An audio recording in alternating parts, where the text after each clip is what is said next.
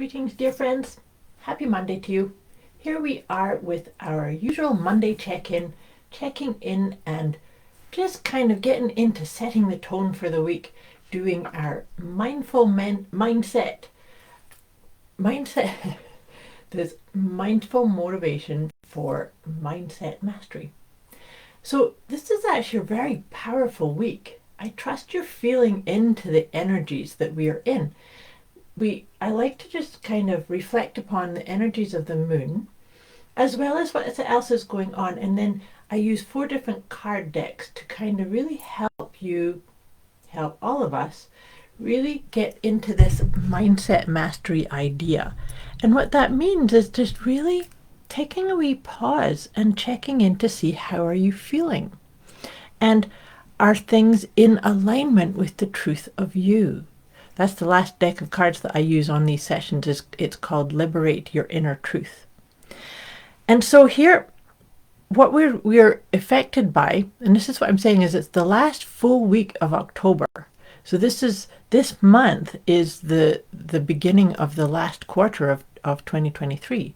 So we're starting to kind of wrap up the energy of 2023, but also we are in an eclipse window. So we're in a 2-week period where it opened with the solar eclipse, and it's going to close on the 28th at the end of this week with the lunar eclipse.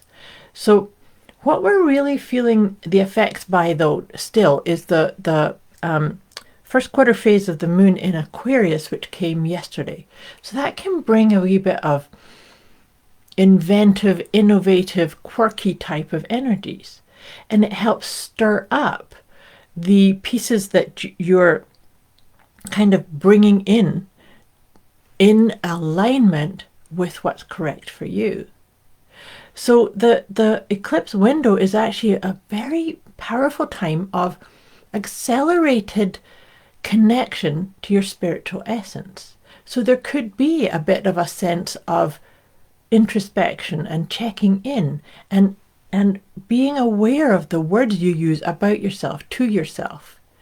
So there's a huge vibe also, and this is what we're going to start with, huge vibe throughout this week, culminating with that lunar eclipse at the end of the week, and it's in the sign of Taurus. And it's about really assessing and getting clear on what doesn't serve you anymore. Where do you hold yourself back or even have limitations about the shoulds? Sometimes we buy into agreements that society says this is what's expected of you, or you take on a role and follow that path. But how often do you check? Is this correct for me? Is this in alignment with my own spiritual essence? And that's what collectively we're all being guided to just do, that we check. And then letting go. Letting go can be as simple as becoming aware of a habit and saying, oh, I don't want that habit anymore, or that habit or mindset doesn't suit what I'm intending or what I'm creating or what is the best outcome for me. If I bring up anything in these sessions that confuse you or triggers something, or you need some more guidance or clarity, put it in the comments below or message me directly. If you've watched these sessions before with me, you know that that's the underlying piece to start us off, is the whole letting go process. And that's what I'm going to pull a card from my letting go guidance cards first to set us off. Now, as I said, this eclipse window, if you like, it's a 2-week period, and it's beautifully aligned with that energy of, wrapping up this auspicious year. How has 2023 felt for you?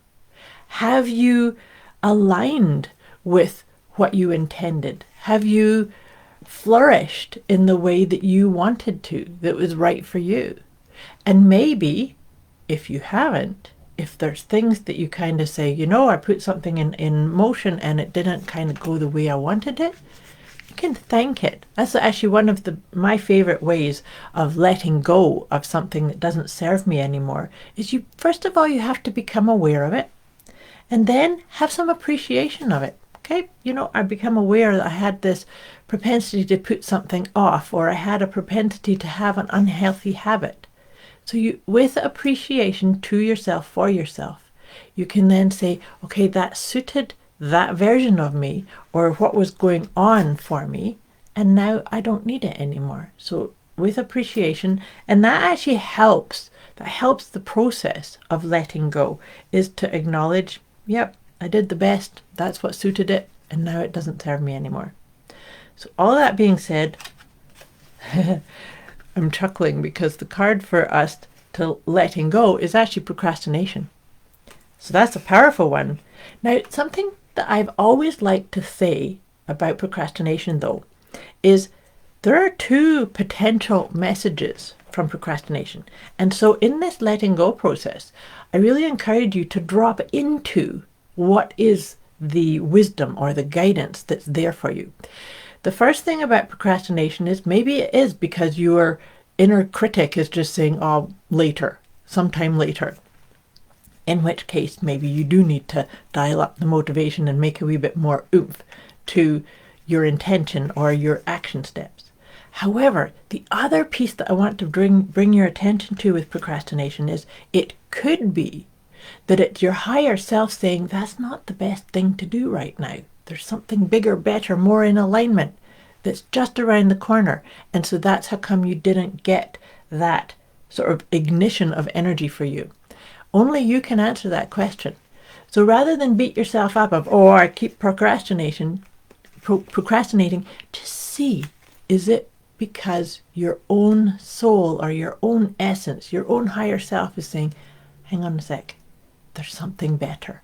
There's something that's more aligned with the truth of who you are. So I invite you to feel into that. Don't beat yourself up about being a procrastinator either. P.S. Okay, so now I'm shuffling my tarot cards. I pull one tarot card and then 3 of the Healing with the Angels cards. And then, like I said already, we wrap this session up with one of my Liberate Your Inner Truth cards. So let's see what wisdom of the tarot is going to come to guide us through this auspicious week ahead. Excellent. It's 5 of Swords. I love that. So 5 of Swords. So Swords is about the thinking process and being stuck in our mind and really being clear on using the best words, using words that uplift rather than squash down or criticize. Now, the thing about the 5 of Swords, 5 to me always says change, but it also, the 5 of Swords is about choosing your battles. So if you have a propensity or a repeating thought or something, sometimes we get caught into crazy making thinking. Choose it, put it down, thank it. Maybe this could relate to that whole thing about procrastination. I hear that so often. People get so upset and irritated with themselves about being a procrastinator. Well, maybe you could break it apart. And like I said, that 5 of Swords is inviting you to do things in a different way, to remove limitations and thoughts, oh, I can't do that type of thing. Remove them. They don't suit the most aligned, truth-filled, authentic, joy-filled version of you, which is actually in existence. What do you need to let go of in order to actually acknowledge that and tap into it for yourself? Like I said, if this brings up anything that you need a wee bit more guidance or support, let me know. You can put it in the comments below or message me directly.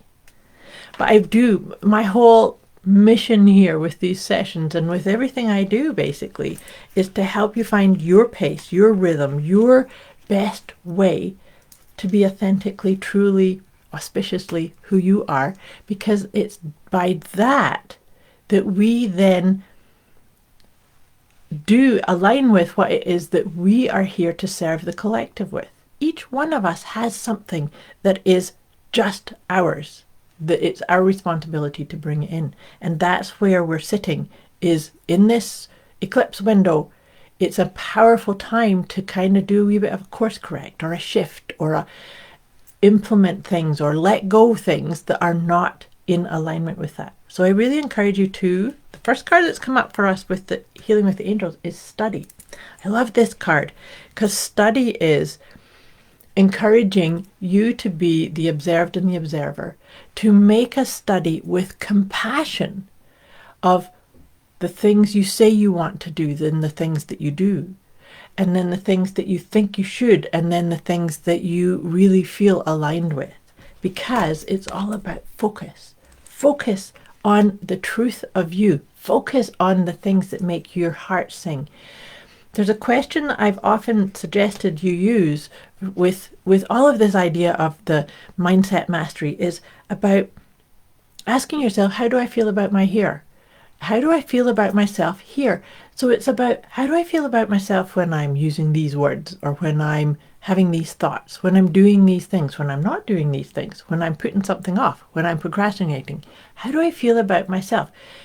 The key piece is we want to feel into feeling guided, feeling aligned, feeling right, feeling good. We might have a wee bit of a nervousness if it's something that you've not done before, but you will still feel that sense of, oh, this is something good, this is something juicy, this is something I want to find out more. And that's part of that study actually as well.